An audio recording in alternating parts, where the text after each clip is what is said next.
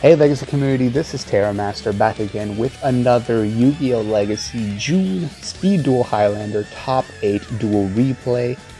Before I get going again, remember the link to join the Discord and join these fun tournaments is in the description below. And again, if you want to hear a brief explanation of the Highlander format, that is in our very first video, which you'll find titled June Highlander Top 8 Blaze vs. Isate.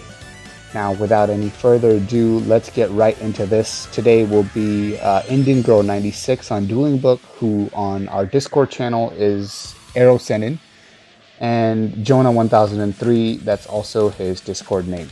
So here we go. Indian Girl 96 wins the Rock, Paper, Scissors, chooses to go second. And we have Cocoon of Ultra Evolution versus, spoiler alert, Inner Conflict. So Jona1003 sets that Goki pawn face down, hoping it can get run over. So he can grab his Parasite, sets that Kunai as a supplement back row. Indian Girl gets a turn, goes ahead and summons that Charging Gaia at 1900 attack, normal summon, sets 2 back row. Swings into the Goki pawn, and here comes Parasite Paranoid, just as predicted. Turn passes over, back to Jonah. He draws a Bashing Shield, activates that Parasite Paranoid. Here's something. He chose not to do that during the end phase, because one thing you can do with the end phase, it's perhaps less relevant in the Highlander, is since Parasite is once per turn to activate it. You activate it during your opponent's end phase.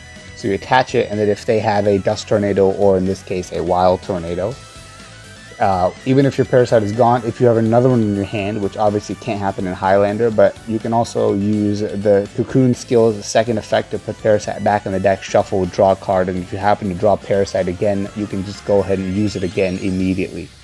But what happens is the Wild Tornado does activate, does destroy the Parasite. He does put it back into his deck, almost exactly as I just talked about.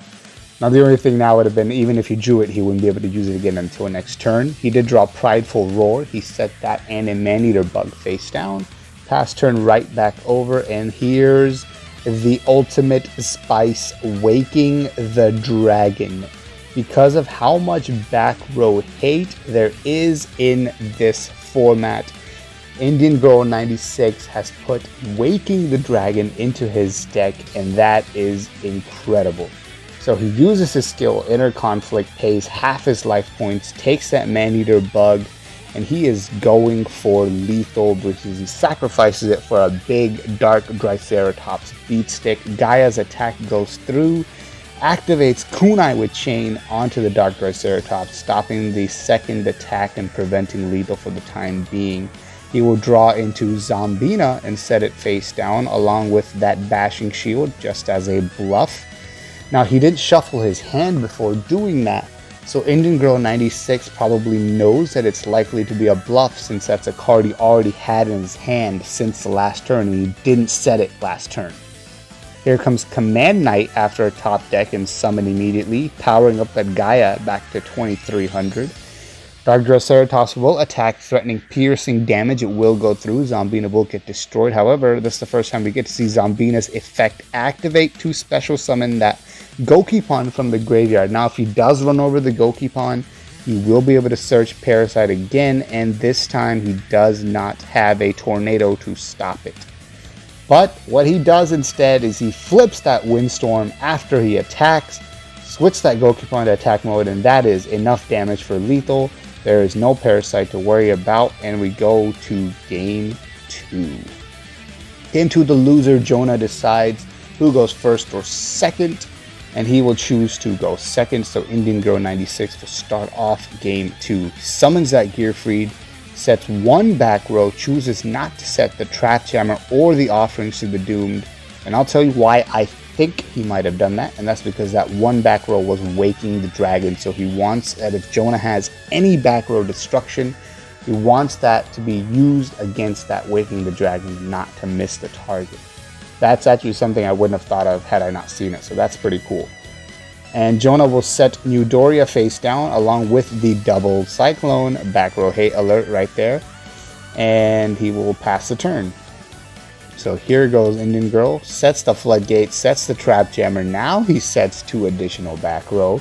He attacks with Gear Free, takes out that Newdoria. Newdoria activates to kill Gear Free right back.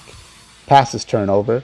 Here's Jonah. Jonah had Golden Ladybug, something I did not mention the prior turn. He opened Ladybug, so he will be gaining 500 every turn until he puts it on the field. And here we go. He's activating Double Cyclone. Will he choose Waking the Dragon? He chooses Trap Jammer. Oh my goodness. Missed that Waking the Dragon. Indian Girl passes turn over without doing anything.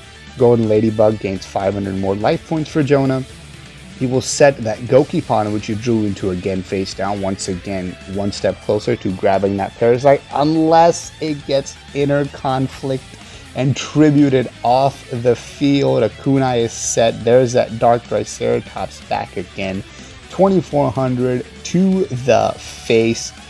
And this time Jonah will draw into Danny Pond, his second Parasite Searcher. The only thing that would have been better would have been to draw Parasite straight up.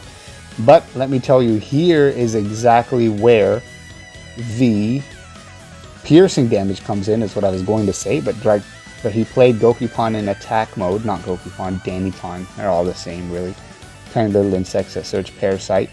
So I think he's setting a trap at Prideful Roar, and he is, and he gets to activate his set trap. Pays a hefty 1800 life points, but it was all worth it because it makes Gokipon have attack equal to the life points he paid plus 300. It gains that much attack, so he will always be 300 stronger than the monster it battles when you activate Prideful Roar. So after that failed attack, Indian Girl passes turn over, as Dannypon's attack will not go down until the... Oh no, he just doesn't want to destroy it. Oops, sorry about that.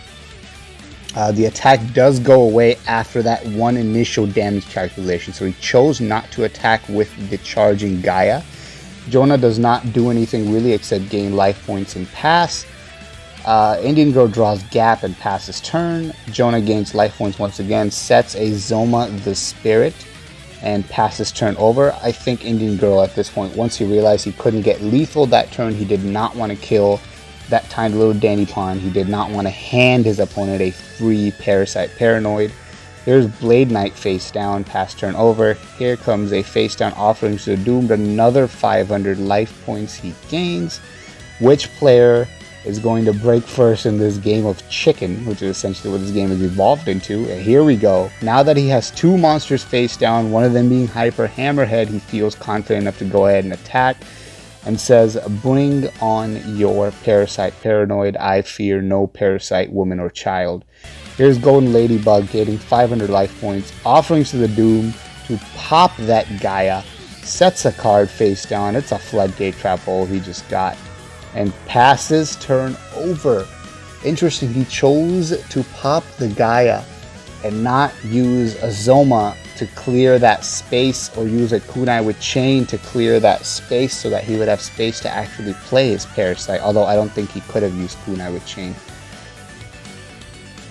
Here's Blade Knight attacking again. There's the kunai with chain, now he can use it.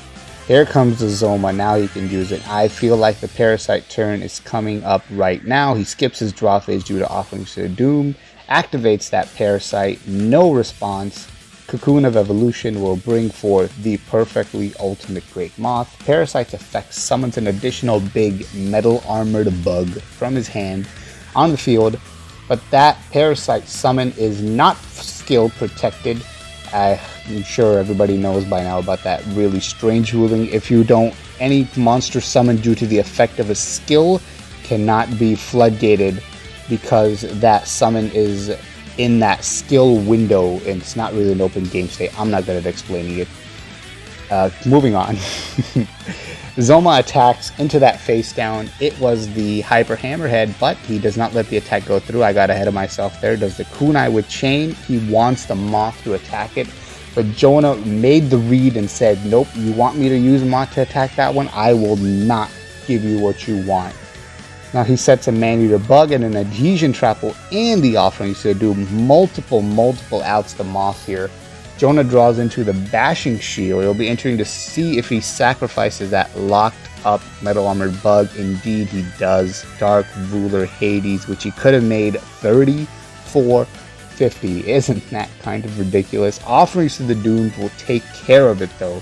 Zoma will attack that middle face down. Man-Eater Bug will flip and destroy the pesky moth. Now at this point, I have to believe that Indian Girl has the advantage as he skips his draw phase and Tribute sets a gap in defense mode. And I know why he did that. It's because Zoma could suicide into gap and win the game. But I wonder how he plans to get rid of Zoma at all. However, at least with 2000 defense, he can hold it off. But you see that? Zoma did not attack. Jona chose not to attack. Pass turn over. Indian Girl draws Zoma the Spirit, sets his own Zoma the Spirit face down, and that is his out to the opponent Zoma. Because what you have to do is you have to kill Zoma with Zoma. Not what you have to do, but one of those things you can do to avoid Zoma burn damage is you kill Zoma with Zoma. And the ruling on that is, since neither of them are monsters, once they hit the graveyard, neither one will inflict burn damage. He summons Blade Knight, activates Bashing Shield to make that Blade Knight a thick 2600. He has 2 cards in his hand. He attacks. Indian Girl knows there is nothing he can do, so he scoops it up, and we are going to game numero tres. Here comes game 3. And Indian Girl, who lost the previous game, will decide to go second. Jona will open up with a little Goki Pawn. Is this the 3rd duel in a row he's opened Goki Pawn? That's incredible. And Indian Girl will go for the inner conflict right away. It's like he's opened Goki Pawn at least the last game and maybe the last 2. So I'm going to just go ahead and take it and hit him for 2450 to the face. Extremely aggressive play. He knows in Highlander that the odds of that Parasite already being in his hand are really low, so he's just going for it. Jona will go ahead and recycle that Goki Pawn, grab that free draw, set a Man-Eater Bug in 2 back row. Gaia is summoned from Indian Girl on the next turn. Hades attacks, consequently negating that Man-Eater Bug. Gaia will attack, threatening lethal, and that's going to be good game right here. So that uber aggressive approach worked out very well in the end. Another reason I think he did that was due to the lack of back row. Alright, that's the duel. That's our top 8. Can't wait to see y'all next time for top 4. Terramaster out.